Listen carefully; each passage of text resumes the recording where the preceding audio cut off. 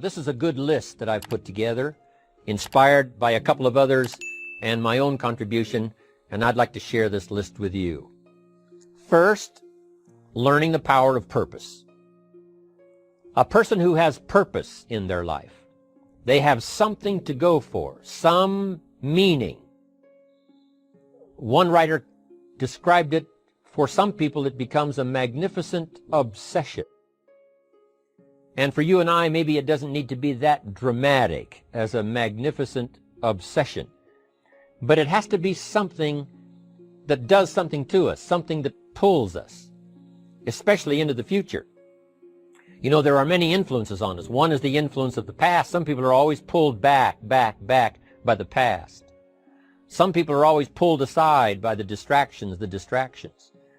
But here's what's powerful. If you have a list of high purpose in your life, it pulls you toward the future. And the more powerful the purpose is, the stronger it pulls. And here's the other great advantage if you have purpose for the future. It pulls you through all kinds of challenges and all kinds of difficulties. If you don't have these strong purposes for the future, it's easy to get swallowed by a bad day. It's easy to be almost annihilated by a poor month. And it's easy sometimes to almost disappear beneath the waves of a year that goes backwards if you don't have something to pull you beyond that year. So if you want something to pull you through all kinds of challenges, all kinds of difficulties and things that come at you, you got to have something on out there, beyond today, beyond next week, beyond next month, beyond this year, that pulls you into the future. And the clearer it is, the stronger it pulls.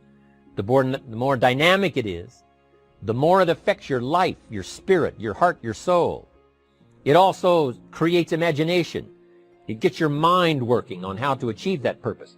And if your mind will work, and if your heart works, and if your spirit works, and if you have good input, like good ideas, I'm telling you, there isn't anything you can't accomplish. So that's one of the great powers that'll make a variable of you, and that is purpose.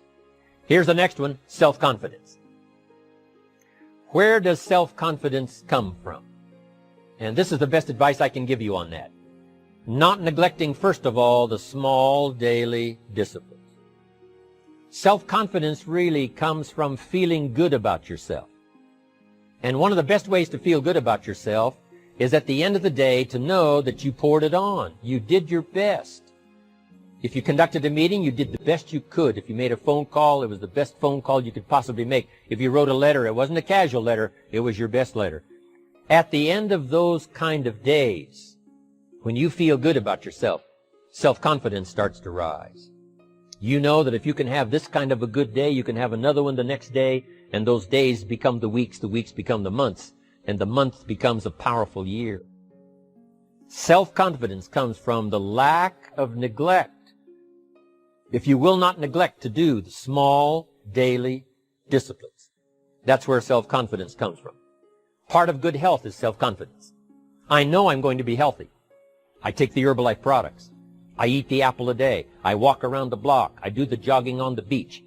At the end of the day, when you've really poured it on and you've done all the stuff, self-confidence grows. That self-confidence affects your health. It affects your future. It affects your psyche. So this is true. One of the great powers is self-confidence. Self-confidence means willingness to do whatever it takes to achieve. Some people say, well, I'll do it for a little while and see what happens. You know, I'll try a couple of things. If that doesn't work, I'm out of here. And all of us know that that kind of person doesn't have much of a future. But if you're willing to do whatever it takes, if I have to learn a couple of things, I will learn those things. If I got to learn 5 or 6 things, I'll learn all 6. If I have to take an extra class, I'll take an extra class. If I've got to read the books, I'll read the books. If I have to consult with people who know more than I know, I will do the necessary consulting. Whatever it takes, I will do. That starts to develop unbelievable self-confidence. Self-confidence also comes from the ability to rise above your circumstances. To rise above what happens, the petty little things, the discouraging things that would sink everyone else's ship except yours, that would cause someone else to quit early in the day, but you keep going. That kind of willingness to overcome all circumstances, whether it's the little challenges or the big challenges, if you're willing to do that, I promise you, this kind of power will work for you, and in you, the variable, it'll make a difference. The third on the list I had was enthusiasm. And here's what I wrote about enthusiasm. Enthusiasm that's powerful is mostly enthusiasm that is enthusiasm inside, 90%, 10% outside. We all know what the enthusiasm is like when somebody lets us see their enthusiasm, which is like the 90%, and only 10% of it is inside. But the enthusiasm that really affects people is not just being loud, but the enthusiasm that runs deep, the enthusiasm that comes from deep inside, created by self-confidence, created by purpose, created by genuine willingness to help other people. That kind of enthusiasm, knowing that you're going to get the job done, knowing you're going to affect people, knowing you're going to have testimonials flowing in from all kinds of directions. That kind of enthusiasm. A lot of it is quiet. A lot of it is unheard. And the 10% that's heard, it rings a bell. People call it genuine enthusiasm because they know that what you say in the outward display of your enthusiasm is only a small tip of the iceberg of the enthusiasm you feel inside that really motivates you to do the best job you can. Next on my list to help you become the powerful variable is expertise. Wanting to excel in all of the skills and settling for nothing less than an outstanding performance. If you're willing to be the best in your field, if you're willing to demand of yourself excellence in skills, to be the best that you can possibly be. In the training, do the best you possibly can. In doing a workshop, do the best you possibly can. Developing the skills of using your personality, developing the skills of language, developing the skills of influence, developing the skills of organizing. If you're willing to be an expert in all of the skills, Herbalife has the way for you to invest those skills and not only make a handsome living, not only make a lot of money, but if you would so desire and if it would be your purpose, a chance to make your fortune. Expertise, excellence in skills. Here was the next one on my list, making a powerful contribution to you, the variable, and that is preparation. Well prepared. And preparation, of course, involves a whole lot of things. A big share of our life is preparing, getting ready. When we go to the first grade in school, we're just preparing for the second grade. After we've finished 2 grades, the 2 grades prepare us for number 3. Sometimes it seems like a long, excruciating time. And the time will just seem like it'll never come when we can finally have the performance that we really want. But it takes time to prepare. It takes time to get ready. And the decisions you make in the preparation time, those are the decisions that last for a lifetime. Preparing to have a good day. It's that preparing, maybe the night before, maybe the couple of days before the day that you're going to put everything together. The preparation for a meeting means that you've taken it serious. The preparation for doing a workshop means you're serious about the workshop. You want to make the best contribution. That kind of preparation is important. But here's preparation that's very vital, and that is to prepare yourself for success. Life seemingly does not wish to waste success on the unprepared. Life says, why waste a fortune on this person? They're not prepared to do the right things with it. They're not prepared to use it wisely. If a fortune was bestowed upon this unprepared person, it would probably be wasted. The people that could have been touched won't be touched. What could have been done won't be done because this fortune will have been wasted on the unprepared person. So not only look for fortune, not only look for the promise, but prepare yourself. And ask of yourself, what can I do to make myself ready? Because remember, life was designed not to give us what we want, not to give us what we need, but life was designed to give us what we deserve. Every value in life must be paid for, and those that pay are the ones that get it. It says those that give receive. Someone says, I wish to receive, I wish to receive. You don't have to concentrate on receiving. Just become a good giver. It says those that search will find. Someone says, well, I need to find some good ideas to help change my life for the future. Then to find good ideas, that doesn't come because you need them. It comes because you search for them. If you want good ideas, you got to go after them. You got to go to the class, you got to go to the workshop, you got to go to the training, go to the book, right? You got to go to the journal, right? Go where good ideas are being taught. Go searching, go looking, because good ideas are not going to be wasted on those that are not seeking, searching, well prepared. So, prepare yourself to be ready for fortune when it comes, to be ready for challenge when it comes, to be ready for opportunity when it comes. Opportunity comes along and passes by the person that is not well prepared. I want to prepare myself this year for next year. Yes, I wish to be effective this year, but I'm also thinking of ways, how could I be better? How could my ideas be more powerful? How could they be sharper, more clear? How could I reach some people next year that I perhaps can't reach this year? I haven't reached deep enough into my own soul to affect some people. Some people just pass by and say, hey, what a good speech. But how could I make it stronger than that, deeper than that, more powerful than that? I cannot be as powerful as I could be next year. You know, you can't go to the 10th grade in the 5th grade. You just got to go through the grades. But the more you are prepared, when the 10th grade finally comes, now you can cash in and get 2 times, 3 times, 5 times more value from it by being prepared. I want to do my best this year for Herbalife, but I also want to get ready for next year, 1999.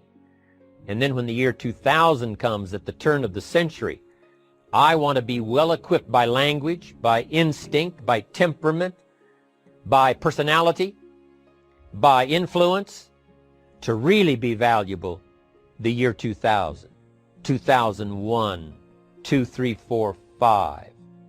That's my goal. I'm sure it's your goal. Now here's the next one. There's great power in self-reliance. Self-reliance means you simply look mostly to yourself. It would be nice if someone just gave you this, gave you this, gave you this. It would be nice if everyone did their job exactly as they're supposed to do it. But here's what you've got to do. Primarily rely on yourself. Primarily say, I'm the person responsible. And I will learn the necessary skills so that I can help people learn their skills. If I need lots of people to do certain things to build my organization, that is what I must have. But I've got to be the final backstop. I've got to be the final one that people can rely on, so that if this is missed and this is missed, I can catch up. I can fill the gap. I can do the job. We have to do it when we conduct meetings. We have to do it when we conduct training. We have to do it when we're in a class of just a few. What someone might have missed, we're there to fill in. Self-reliance. Primarily, we're learning to count on yourself. So that you can do this, never complain and never explain. Here's the next key power, and that's image. There's many parts to image. The image that others see you as, the image you have with other people. And it's very important how other people see you.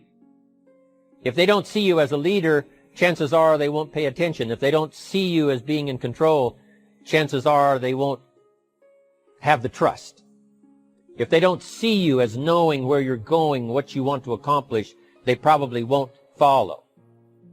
But if people can see you, if you have the image of someone that's in charge, in control of your life, your future, your destiny, in control of the situation, if they see that, that kind of image is powerful. It helps to win the day. It attracts other people. People want to be around people that are in control, that are powerful, but they know how to use their power. Influential, but they know how to use their influence. That kind of image is important. But here's a very important image, and that is your image of yourself. self. The way you dress, the way you talk, the way you think, your capacity for learning, all of that is an important image that you have of yourself. The image that you have that if it needs to be learned, you could learn it. If there's a book that needs to be mastered, you could master it. If there's a skill that needs to be learned, why couldn't you get busy now and learn that skill? That kind of self-image, that I am continually trying my best to be the best I can. Because one of the most important places you have to look is into the future, yes. You've got to look into the past, yes. You've got to look around, yes. But one of the most important places you have to look is in the mirror. You know, how I appear to other people, that's important. But how I appear to myself is the ultimate importance. That kind of image, to where you'll develop the self-confidence, you'll develop the self-reliance. Now here's another one in my rather short list. The next word is character. Becoming a person of high values, a person of principles, a person of honesty, a person that earns respect. That kind of character. It took character when Mark started to put the marketing system together. How can we have a system that will build in the integrity, that people will know that if this happens, then this will happen. And if this goes wrong, here's the way to fix it.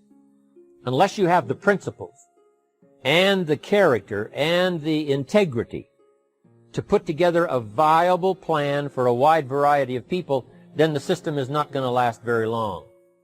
And I've been around long enough, and I'm sure you have been around long enough to see a lot of systems that got started, but they failed. And the reason is because they were not constructed with integrity. They were not constructed with character. They were not constructed with doing the right thing. They might have been constructed to take advantage. You know, cash it out as quickly as possible and leave. Mark was involved when others took advantage of him all those years ago before Herbalife. When someone took advantage and didn't have the character, didn't have the principles, and didn't have the character to stay, the character to see it through, the character to do the right thing. So this is important, to develop the character within yourself, that people see you as honest, as fair, willing to do the right thing, willing to be helpful, but always willing to walk the center line, not to pass the line. When we come to an opportunity like Herbalife, especially multi-level network marketing, it is so dynamic, it is so powerful, and it is so possible in fortune-making that sometimes people want to speed up the process by cutting the corners, by neglecting to do the right things, you know, to cheat a little here, you know, cross the line just a little bit, because then, you know, it'll grow faster and you can cash in quicker.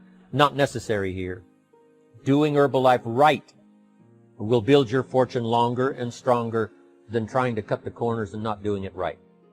If we'll have the integrity that Mark had when he started it, and keep perpetuating that we will do the right thing by the marketing system, the right thing by a distributor who has a customer and they take care of that customer belongs to that distributor. That kind of integrity in the marketing system, the kind of integrity we have among each other, the kind of character we have to rely on each other, because here's what we cannot do. We cannot do this by ourselves. Mark's got to count on me. I've got to count on Mark. We've got to count on the president's team. The president's team has to count on the chairman's club for advice and counsel. We have to count on the millionaire team, the tabulator team, the world team. We've got to count on the distributor. We've got to count on the distributor giving the right message to the potential customer. We've got to count on the distributor giving wise counsel to the new recruit, teaching them the right way, the Herbalife way, the principled way, the character way. Vitally important. Building and developing your own character. Now here's another one. It's called self-discipline. Self-discipline, all of us have a challenge with that. Because sometimes it's easy, and especially if you're working hard, doing the best you can, it's easy sometimes to let up and let it go. But remember, So many people, especially now that we're as big as we are around the world, are counting on what we do. At home office, they have to be careful. They have to be disciplined. It's easy for the person who ships the product from Herbalife says, oh, well, I'll wait until tomorrow to ship it. And then they go home and sleep like a baby. But the distributor who's waiting for that product doesn't sleep that night, or doesn't sleep when the product doesn't show on time. But if everybody will have the discipline to say, I will do the best job I can. I will make mistakes, of course, because we're all human, but I'll try to remedy those mistakes and do the best job I can. That kind of self-discipline that understands how important your part is in all of the functions that work. Coming to work on the set here, HBN, there's so many people that play a part. And each one of the parts that are played is necessary to put on the broadcast, make it viable, make it real, make it powerful. Any couple of them missing, and it would be a disaster. But all of it put together, and it works like a charm. Each person developing the self-discipline to do their part, do their job. Here's one more, and that is the power of extraordinary performance and demanding of yourself excellent results. This is so important. If you want to live extraordinary, you must do extraordinary. If you want an extraordinary income, you must do extraordinary things. If you want an extraordinary fortune, you must go with the demands of what it takes to have that fortune. Mark has made such a fortune, it's almost beyond comprehension what the numbers really are. But guess what he has the satisfaction of knowing? He earned it all. If he'd have been lax in the performance, Herbalife would not be here these 18 years later. Herbalife would have been a footnote in multi-level history. But because he performed year after year, the 3rd year and the 5th year, and the 7th year and the 10th year, and the 12th year and the 15th year, and now performing well in the 18th year, I'm telling you, that's what makes it such a viable fortune for Mark personally, of course, because he did the job. If we would ask of ourselves that kind of performance, and you've got to ask it of yourself. You know, I can't ask it of you. I would try to inspire you. I would try my best to share with you what it might taste like, what it's like to finally make your fortune. It happened for me. But here's what you must do. You must demand it of yourself. Society does not demand that you not have a heart attack. But if you want to escape having a heart attack, you must demand it of yourself. Society doesn't demand that you take Herbalife and improve your health. You have to demand it of yourself. Society doesn't demand that you jog around the block every morning. But if you want good health, you must demand it of yourself. Society doesn't demand that you read a couple of books a week and improve your intelligence and your knowledge. That you must demand of yourself. Society does not demand that you build a financial wall around your family nothing can get through. That's not a demand of society. But you must demand it, if you wish it, you must demand it of yourself. Society doesn't demand that you learn a list of 10 skills.